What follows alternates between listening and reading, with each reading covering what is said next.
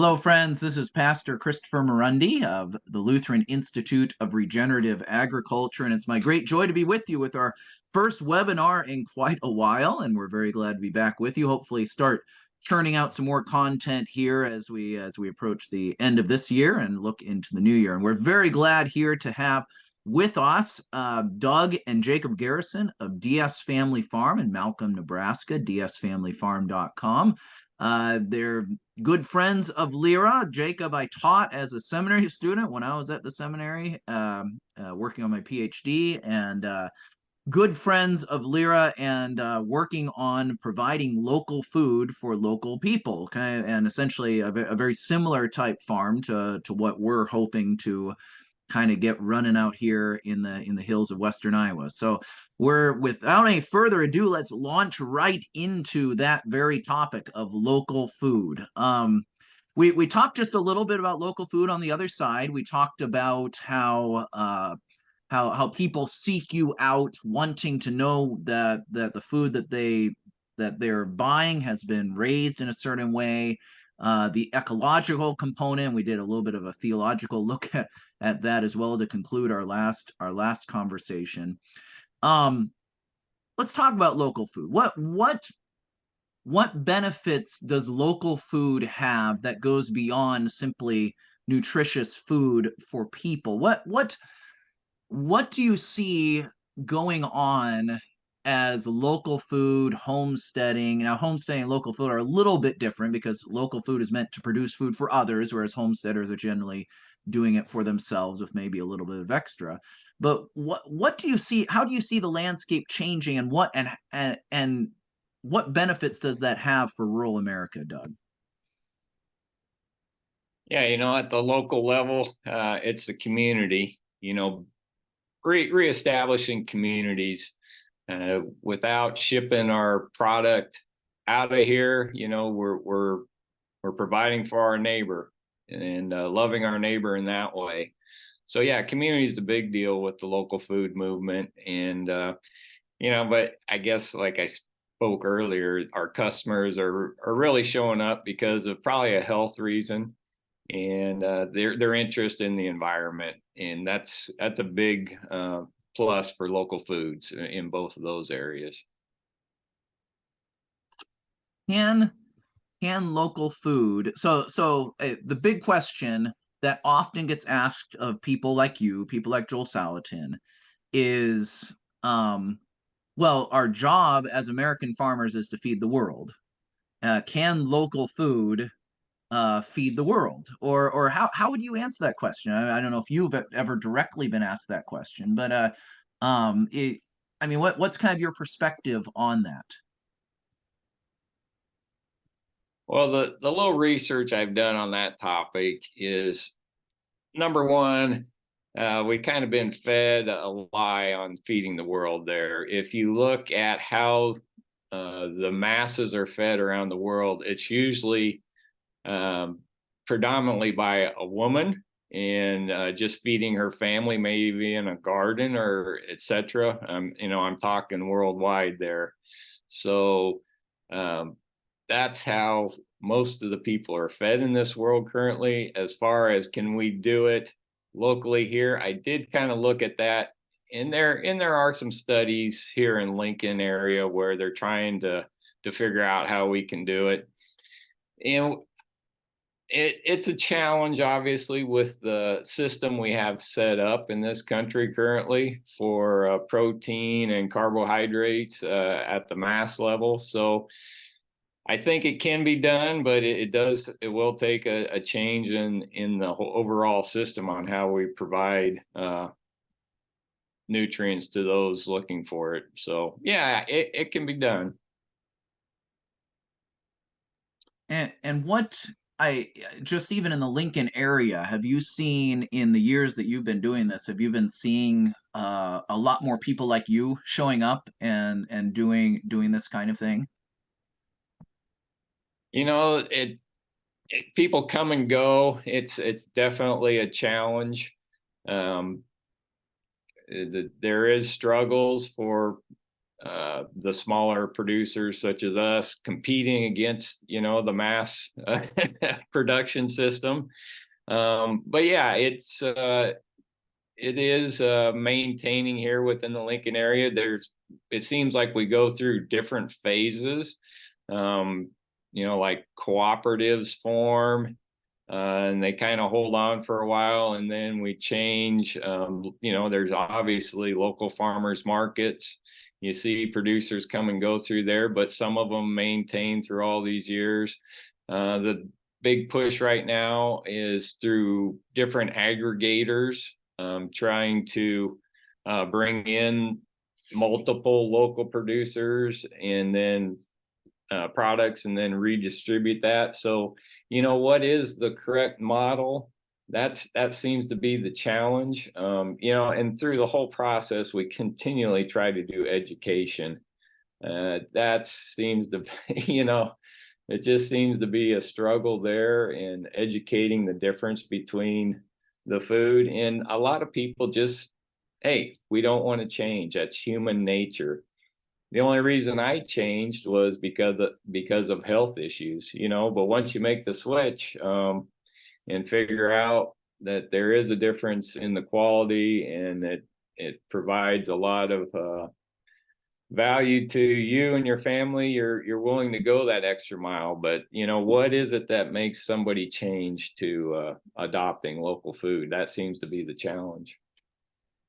And I would think that, and this is almost across the board. Whenever I talk to local food, farm to table type folks, the biggest challenge is marketing, is getting that message out there. And it's a much different thing than most farmers are used to. I mean, most farmers don't have to interact directly with their customer, so to speak, right? You produce a crop, you take it uh, to the sale barn, or the now I'm mixing my metaphors, or my descriptions. You take your animals to the sale barn or the slaughterhouse, or you take your crop into the grain elevator, you get a price for it, and that's good. This is a much different type of farming, to interact directly with customers and have to market directly to customers. What are the challenges and joys of doing that? Yeah, obviously the challenge is just getting out there in the public, and that you're even an alternative. But the joys is the relationships. Like I spoke earlier, somebody showing up here at the farm to pick up some food, and here are their challenges and how they're trying to address it, and they feel that your product is something that's going to help them. There's a lot of reward in that. And then the big reward also is if they bring the kids along. Really, with about anything, you need to start with the kids. And we're always happy to see the young ones come out here on the farm, interact with the animals. I think we have a whole generation or two out there that have been absent from the farm. I was blessed. I grew up with two grandparents on the farm, and so that's where I had some experience. But I think we got a couple generations in there that don't have any kind of link to the farm or local production of food. So yeah, it might take another generation or two for this to really kick in. But the kids are definitely a gateway to get this kind of community built back up. I haven't forgotten about Jacob. I've got a question for him as we think about um, as we think about the basic approach that your father mentioned earlier on, and we talked just a little bit about that, about mimicking creation. This is something that's always I've chewed on this and thought about this, and I've had people kind of challenge me on this in a friendly way, not in an aggressive way, but if this style of agriculture is seeking to mimic creation, well, what about the fall? What about thorns and thistles and things going wrong? Should we be trying to mimic creation if it is a fallen creation? I mean, that's a fairly deep question, Vicar Garrison. But I'm curious. I'm curious what you might think about that. Yeah, I've thought about that before too. So yeah, I don't know. I guess we got the term regenerative agriculture, but what is the earth generating now, right? It's like you said, it's also generating thorns and thistles, and I hate thistles. I had to cut a lot when I was little, and there's still like whenever I see one in a ditch, it's like, you know, flashbacks. But I think now. In the world we live in now, okay, it's degenerative and it's always getting worse. But God still wants to provide for us and care for us. And he promises, I don't know, if you just read Psalm 104 sometime, just sit down, it's pretty straightforward on how it's God who provides the waters that water the land, and that the crops wouldn't grow unless he did it, and the animals wouldn't have any grass to feed unless he made the grass grow. So, and then if you kind of pair that with what he tells Adam, now you're going to eat the bread from the dust of the earth by the sweat of your brow. You just kind of have to accept the fact it's going to be hard. You're going to have to cut the thistles. You're going to have to pull all the stinking cedar trees that keep showing up. And you're just going to have to deal with that, right? Trying to get close to what still does exist in nature of God's original creation, right? That is not tainted. I mean, it's all tainted by sin, but how can you, as especially a saint, right, a child of God, work to bring what God intends into the world? I mean, that's our whole duty, right? Is to make God's will known on the earth. So let's do it through creation as well, doing as best we can. And it's not always going to be right, and you're going to have to change, and you're going to have to do different things. But that's not an excuse to not try to do it. That doesn't make sense. Like, oh, I can't do it, so I'm just gonna whatever, just gonna pump, you know, however many cows onto the smallest acreage of land as I can to exploit it. Um, no, let's we have a high calling, and it's not an excuse to not aim for that just because we don't always meet it. So that's how I think about that. That's wonderful. That's very helpful. And I wonder too, as you were talking, you know, do does our Lutheran theology have unique categories to help us with this? What would you say to that? Well, I think first and foremost, just the idea that God did in fact create the world, and he intimately created it, and that he still, like we see in Psalm 104, still intimately takes care of it. It says he sends his spirit to renew the face of the ground, even still. So when we, as Lutherans, especially taking the scriptures, right, we say they're wholly sufficient for everything that we do. So they're sufficient for salvation.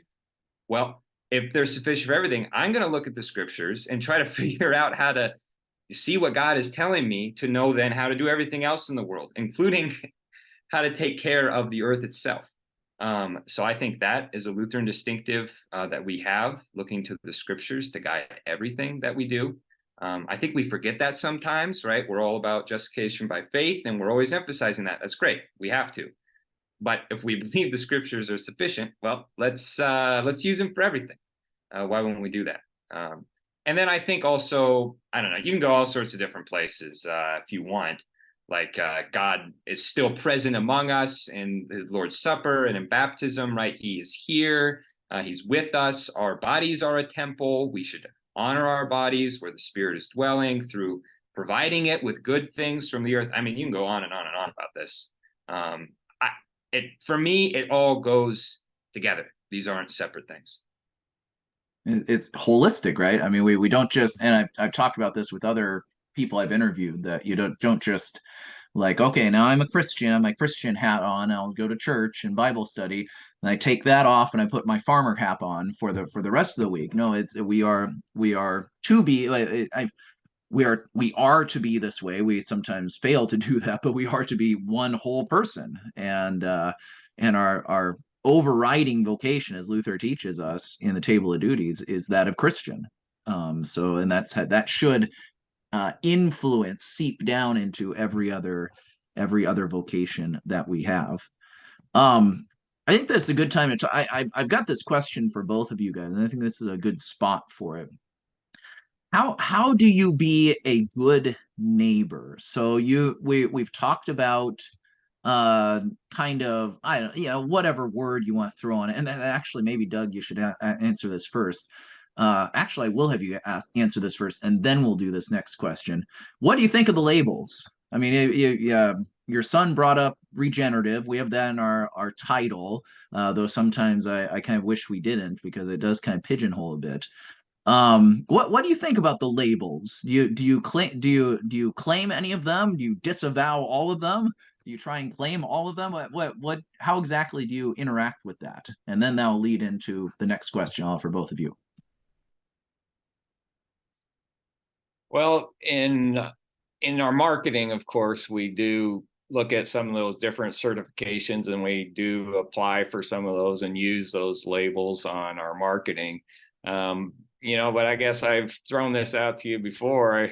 I look at what we're doing as more of Reformation agriculture, as being a Lutheran. And, where that really came from was holistic principles. I haven't heard on your webinars much talk of the Savory Institute or Holistic Management International, but a lot of these regenerative producers that coined the term use those principles in their operations, which we also follow those principles. Those principles apply about anywhere in the world as far as how to treat your ecosystem and your animals.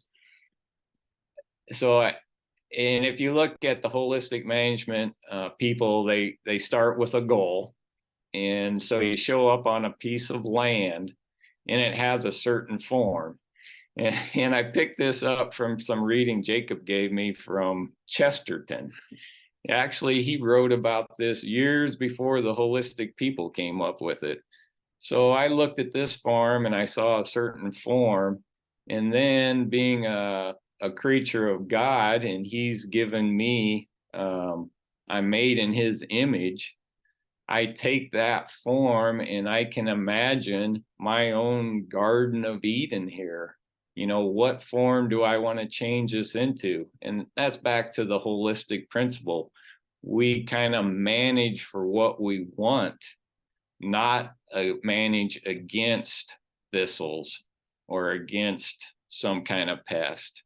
We move our management in a direction what we want. So in my mind, I have my own Garden of Eden here in my mind, and that's what we use the animals to try to create a new form, not necessarily regenerate here, but I'm moving this property or this land into a form that I think would be honoring to God, to our community, to our neighbors. So yeah, that's how I become a good neighbor, in my opinion here, that we're doing what is right for this area. And so that leads into, and that was really really helpful for my own thinking as well. So then you're a good neighbor by stewarding the land that the Lord has given you. How then, and I often have asked people this either on webinars or elsewhere, how then do you serve as a good neighbor doing quote unquote alternative ag, whatever label someone might give to it or you might put on it for marketing purposes? How then do you serve as a good neighbor toward those around you who are pursuing a very different kind of agriculture? And the same question is for Jacob. In essence, when you're out there as a pastor, how do you keep the lines between, I am their pastor. I'm not here to critique agricultural techniques. That's my job is to serve as their shepherd. So kind of a similar question, but with different angles for both of you. So Doug, how about you go first? But that's for me. Yeah.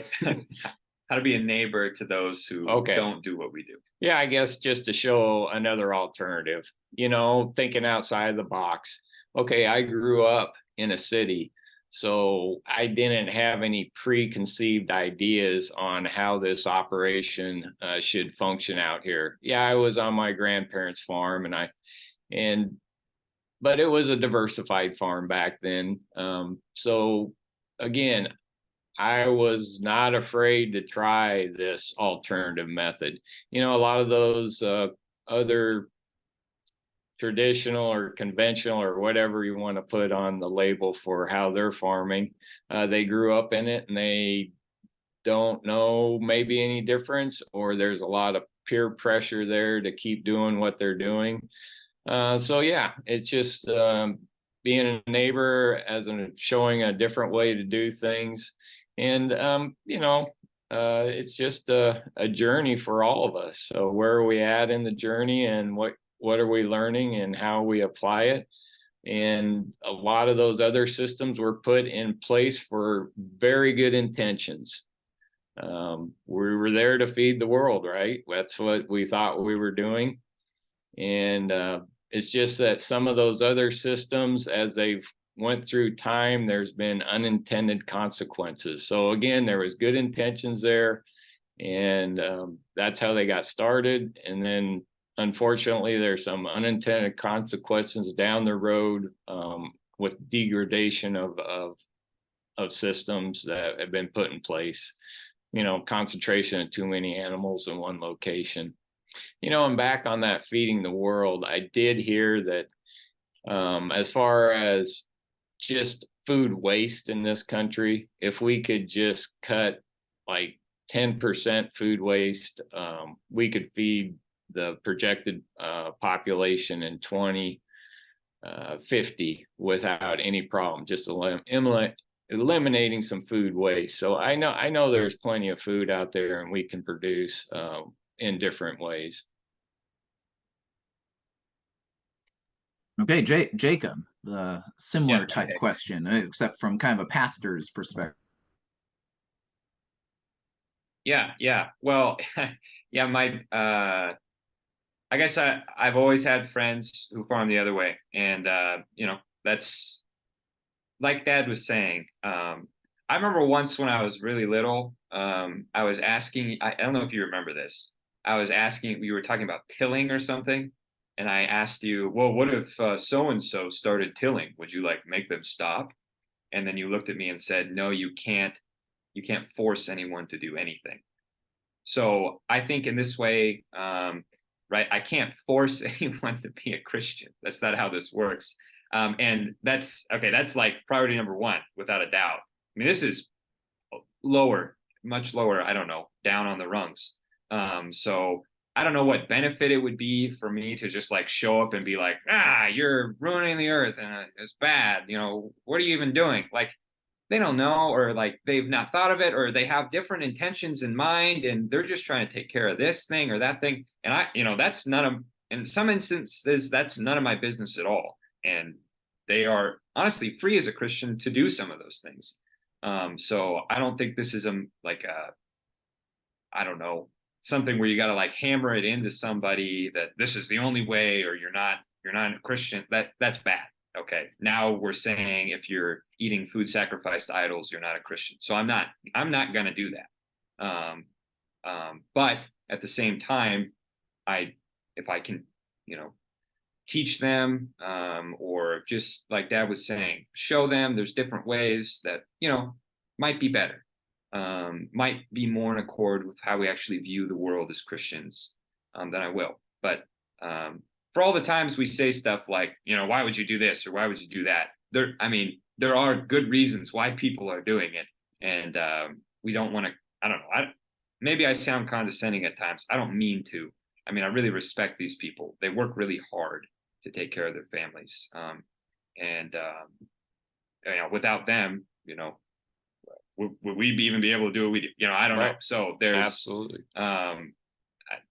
It's just, this is going to be like a slow process, I think, where we kind of realize it, like Dad was saying, over time.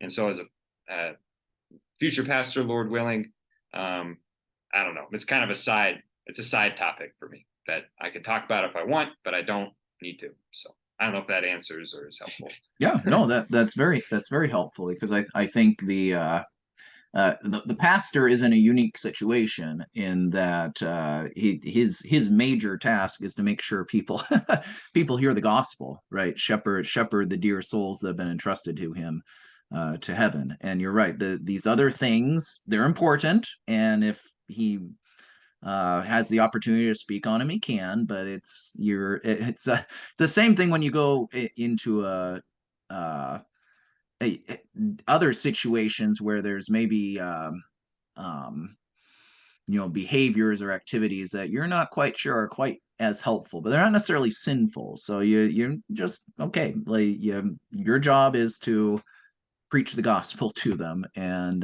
if they want some practical advice, you can give it, but you don't want that to stand in the way of the main thing, which is your task that you've been called to do, to preach the gospel. I want to we're going to shift gears very suddenly here and move back into things of nutrition. I'm very curious here as we're getting towards the end of our conversation together. I'm very curious about, and I would think some of our hearers would be interested too in that nutritional study that you're doing. And you're exactly right in what you said before, that it's that we're scientifically trying to affirm what we know anecdotally, or what you have discovered anecdotally in your own life. But what's interesting is this type of agriculture doesn't have a huge amount of scientific research behind it. And I think probably because research comes where the dollars are, and the dollars aren't quite with the farm to table movement yet, the local food movement yet. So and that's actually something I'm hoping, having a bunch of precocious college students come here to Lyra to maybe have them do some of these studies, maybe not necessarily in a, to publish but to start looking at some of these things in a little bit more of a research way, as we work on systems here. So I describe a little bit what they're having you do, what they're seeking to discover. I assume they probably don't have any results yet, but yeah, tell me a little bit about what's going on with that study. Well, I'll just take you back to when I started researching this for health reasons. Why are pasture grazed or pasture raised meats providing something that you can't find in the grocery store? And one of the science-based websites I found years and years ago was the Weston A. Price Foundation. They have some real good science through the years. If you don't know who Weston A. Price was, he was a dentist back in the 1920s that went worldwide in search of why are some people real healthy? Again, he was looking at teeth and how that was related to our health. But so there's a really good resource there that he started many, many years ago in the science. Now, this more recent study we're involved with is with the Bionutrient Association and the Bionutrient Institute. And yeah, the association there, they've for a number of years been looking at like vegetables and fruits, and actually developed a little tool that you could take into the grocery store with you and scan a tomato or a series of tomatoes and find the one that has the most nutrient density, a little handheld device. And their most recent venture then is into the beef. So yeah, I stumbled onto this a year ago, applied to submit some of our beef into the study. And so, yeah, as part of that study, we submitted just prior to harvest a soil sample, a forage sample, and samples from some manure pats. And then after harvest, we submitted 3 ribeye steaks. And so they're looking at not only the meat nutrient density, but then they're trying to figure out if there's a relationship between our soil and the plants we raise, and then finally what was going on in the gut of that animal. That's why the manure samples were sent in. So yeah, there's some preliminary results out there. If you look them up, you'll find some stuff on the internet, and we do have some preliminary results specific to our farm that we've been sharing with others. The Weston A. Price Foundation will actually, just kind of an advertisement here. Sally Fallon of Weston A. Price Foundation will be on our webinar here in some point. We got to get it scheduled. She has agreed to do a webinar, and we need to set up exactly when that's going to happen. But I'm hoping here in the next 4 to 6 weeks we'll have Sally on, which will be a lot of fun, talking about nutrition and that sort of thing. What, like, could you share real quick what some of what you've been sharing with your customers, what kind of initial findings that you're having? Well, back when we first started the grass-fed beef, we'd always read the omega-6 to 3 fatty acid ratio was key in even identifying or proving that your animal was a grass-fed animal. So we've actually tracked that number since 2015, and on our website you'll find a chart, and we consistently are having that omega-6 to 3 ratio 2.5 to 1 or less.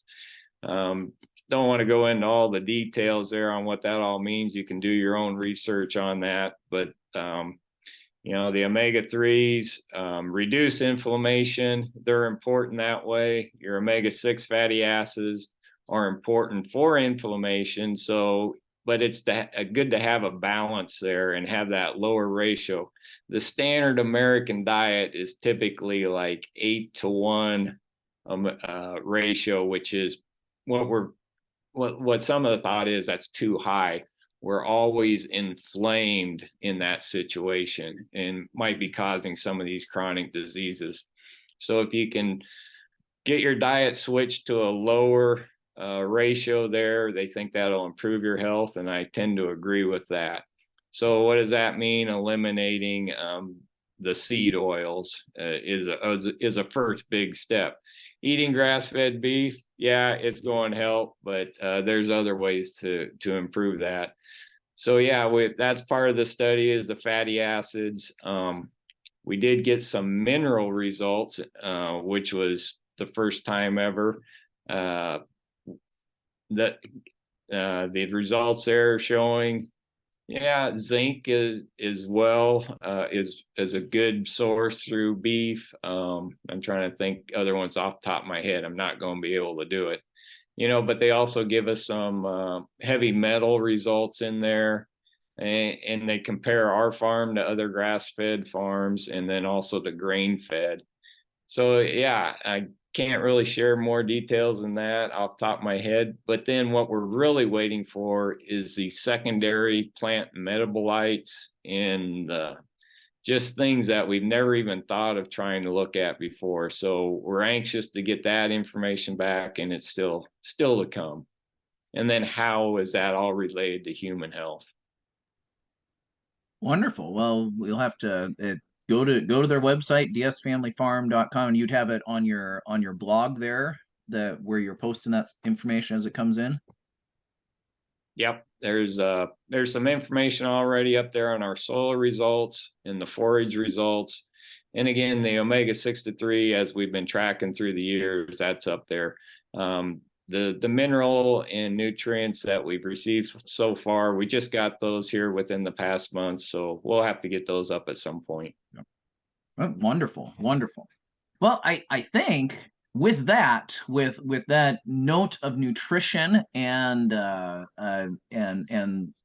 getting some, again, it's all, we have this anecdotal evidence. People feel better. They go on this health journey that leads them to local foods or grass fed, and then we try and back it up with some science. And I think that's exciting to start seeing some scientific research. I'd love to see what can be done with the Joel Salatin style chicken tractors that you use and we use. How does that compare to other ways of going about it, both free range and then fully caged, and kind of see how those different methodologies stack up. I think would be a really fascinating thing to do in the future. Well, it's been a joy to have you guys with us to get the webinar series going again, and thank you, Lyra supporters, for watching this and taking time out of your day to learn a little bit about the intersection of agriculture and theology and how we think about stewarding the land as Christians. Doug and Jacob, thank you very much for being with us today.